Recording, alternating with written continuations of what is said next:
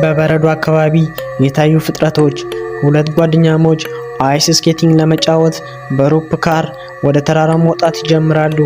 እናም አንደኛው ልጅ ወደ ታች ሲመለከት ሁለት ለየት ያለው ፍጥረት በዝግታ መልኩ ሲንቀሳቀሱ ያያል። በስልኩም ቪዲዮ በመቅረጽ በሶሻል ሚዲያ ያሰራጫል። እናም ከተለቀቀ በኋላ አነጋጋሪ ነበረ። አንዳንድ ሰዎች የሰውነት ቅርጻቸውን በማየት ከሌላ ዓለም የመጡ ፍጥረት ናቸው ሲሉ፣ ሌሎቹ ደግሞ በበረዷማ አካባቢ የሚኖሩ ምናልባት እኛም ማናቃቸው ልዩ ፍጥረት ናቸው በማለት ሀሳብ ሰጥተዋል። በጫካ ውስጥ የተቀረጸ። በአንድ በደቡብ አሜሪካ አካባቢ በግብርና የሚተዳደሩ ህብረተሰቦች በየቀኑ እንስሳቶቻቸው የተበላባቸው ይቸገራሉ። ይባስ ብሎ ህጻናቶች መጥፋት ይጀምራሉ። ይህ ነገር ያስፈራቸው ግለሰቦች በአካባቢው ላይ ምን እየተከናወነ እንዳለ ለማወቅ አንድ ዛፍ ላይ ካሜራ ያደርጋሉ።